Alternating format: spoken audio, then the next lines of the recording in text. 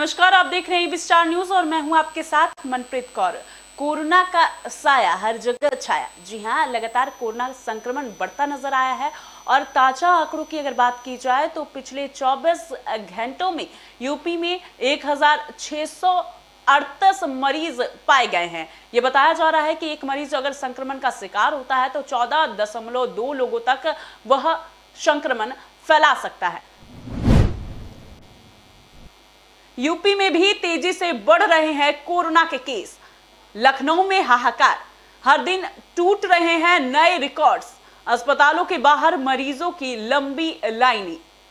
UP के कानपुर मंत्री ब्रजेश पाठक ने लिखी है चिट्ठी, अगर हालात न सुधरे तो लॉकडाउन लगेगा। स्वास्थ्य मंत्रालय को मंत्री ने लिखा पत्र, लोगों को नहीं मिल रहा है इलाज, कोई फोन तक नहीं उठा रहे। लखनऊ के डीएम का वीडियो वायरल, डीएम बोले सड़कों पर मर रहे हैं लोग। लखनऊ में तेजी से बढ़ा कोरोना का ग्राफ और लखनऊ डीएम अभिषेक प्रकाश का वीडियो वायरल हो चुका है।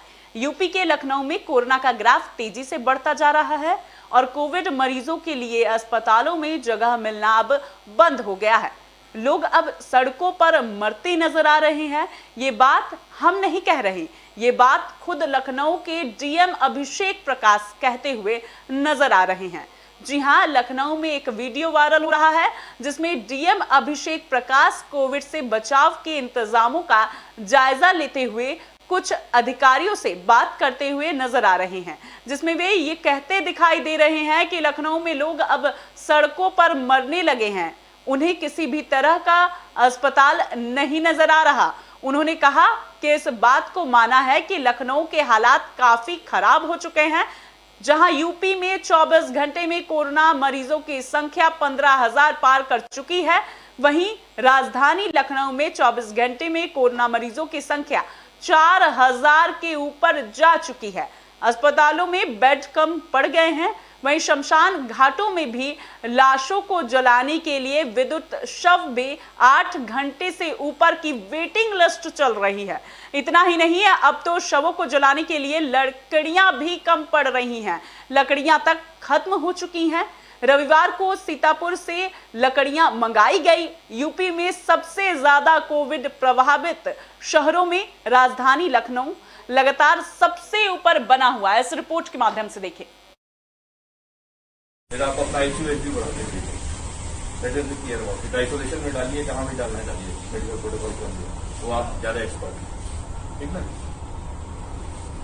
इनको क्या क्या और चाहिए, इनको मैं देख रहा हूँ, क्योंकि लोग अब रोडों पे मर रहे हैं। फिर आप अपना आईसीयू बढ़ा दीजिए, that is the care about it. Isolation में डालिए, जहां भी डालना है डालिए, मेडिकल प्रोटोकॉल के अंदर, तो आप ज्यादा एक्सपर्ट हैं, ठीक ना।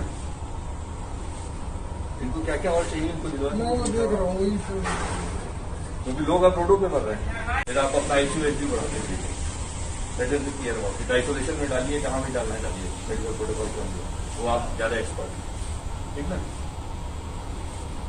इनको क्या क्या और चाहिए, इनको मैं देख रहा हूँ, क्योंकि लोग अब रोडों पे। कोरोना संक्रमण से न सिर्फ लोग परेशान हैं बल्कि लोग के परिवार वाले भी परेशान हैं, क्योंकि जिंदा लोग तो परेशान थे ही, अब मरने के बाद भी लाश तक को जलाने के लिए लोग परेशान नजर आए, क्योंकि लगातार मरने वालों की गिनती बढ़ती नजर आई है और इस बीच लकड़ियों के दाम भी बढ़ते नजर आए। इस बाइट के अनुसार देखिए। हम लोग 11:30 सवा 11 बजे के करीब उसको लेकर के यहाँ पे आए।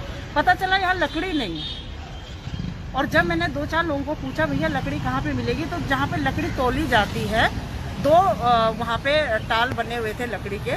उन्होंने कहा मैडम लकड़ी ख़त्म हो गई है, आप अगर चाहे तो लकड़ी बाहर से स्वयं भी मंगा सकती हैं, नहीं तो अगर हम लोगों के आप जरिए मंगाएंगी तो आपको 7,500 रुपये उसका रेट है। मैंने कहा भैया किस हिसाब से है, कि क्विंटल के हिसाब से क्या है। कहने लगे कि क्विंटल के हिसाब से नहीं मैम, एक बॉडी को जलाने में जो लकड़ी यूज़ होगी बस वो आपको 7,500 रुपये में लगेगी।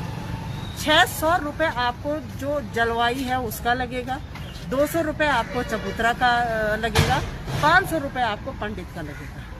मैं ये फिगर आपको अलग अलग इसलिए पैसे का बता रही हूँ, आम आदमी के लिए इस समय जिसके घर का कोई मर गया हो, वो भी अदर स्टेट का हो, दूसरे जिले का हो, चाहे लोकल का हो, तो ये इतनी बड़ी मार कि नगर निगम की लापरवाही के कारण अगर उसके पास लकड़ी की व्यवस्था नहीं हो पा रही है, सरकारी रेट 2500 रुपये है यहाँ पे, 9 क्विंटल लकड़ी का 2500 रुपये है, जो कि हर आदमी अफोर्ड कर सकता है, उसको करना ही पड़ेगा, ठीक है। लेकिन 7,500 रुपये और इस तरह, तो मैं जमीनी उस पे आज इस इंतहा को देखना चाहती थी, इस भ्रष्टाचार को देखना चाहती थी। इस समय आप लगा लीजिए सुबह 11:30 बजे से लेकर के अभी तक हमारी डेड बॉडी नीचे ही रखी हुई है और मैं अभी तक इंतजार कर रही हूँ, क्योंकि अब बहुत ज्यादा हो गया है। किसी भी तरह अभी मैं बहुत थैंक यू बोलूंगी कमिश्नर साहब DK ठाकुर साहब को, उनका वहाँ से फोन आया था, उन्होंने मुझे विश्वास दिलाया है कि हाँ अब आप लोगों को 1-1.5 घंटे में लकड़ी पहुंच जाएगी वहाँ पे, क्योंकि 4-5 और बॉडी हैं वहाँ पे जो बेचारे खुद मंगा रहे हैं या इंतजार कर रहे हैं, जिसमें से एक हमारी भी है। लेकिन बात यह होती है कि मैं आखिर कब तक इंतजार करूंगी। मैंने मंगवा दी है लकड़ी, अब जा करके मैं इतने लंबे प्रोसीजर और इतने लंबे अमानवीय व्यवहार के बाद अब हम उनका क्रिमिनल नगर निगम से कांटेक्ट किया? बिल्कुल किया, नगर आयुक्त सर आए थे यहाँ पे। कोरोना वायरस से लोग परेशान हैं, सड़कों पर मरते नजर आए हैं, इस तरह का बात भी वहां के DM ने कहा है। लखनऊ में लोग काफी परेशान हैं, यहाँ तक कि अस्पतालों में बेड की कमी भी पाई गई है। वहीं इस खबर पर अधिक जानकारी के लिए हमारे साथ जुड़े हुए हैं हमारे वरिष्ठ संवाददाता लखनऊ से अनूप जी। जी अनूप जी, अभी तक क्या क्या अपडेट सामने आई हैं?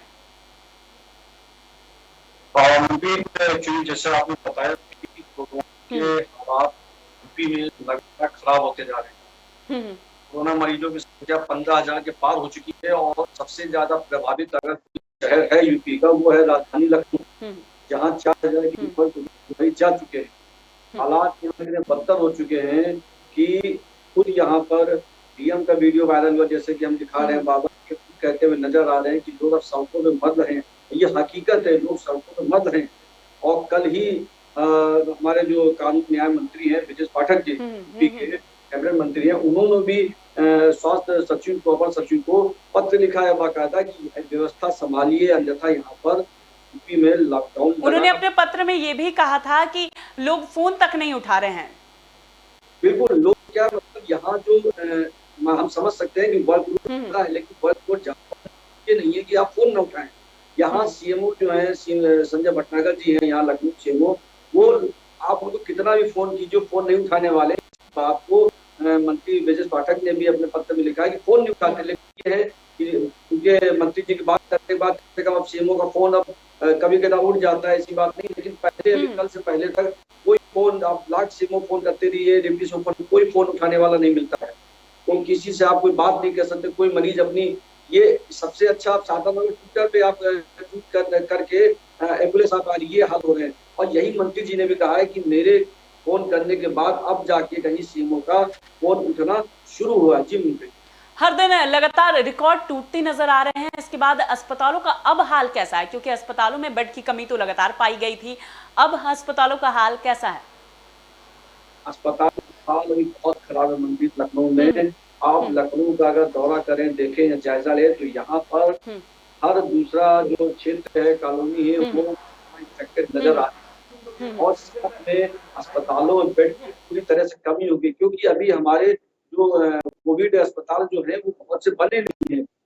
हालांकि कई कैंसर अस्पताल जो नया बना है, वो CM आदित्यनाथ जी ने उसको कोविड अस्पताल घोषित कर दिया है। तो अब धीरे धीरे प्रक्रिया काम शुरू हो रहा है, लेकिन ये काम पहले शुरू हो जाना चाहिए था। अगर पहले शुरू हो जाता, इतनी जो लाशें यहाँ दिखाई दे रही है लखनऊ के अंदर, तो कोविड मरीजों को दिखाई देती। इसी बात को मंत्री जी भी कह रहे हैं कि बार बार आप फोन, कल ही हमारे लखनऊ में जो इतिहासकार हैं श्री अवार्ड से सम्मानित जी, उनकी डेथ हो गई है।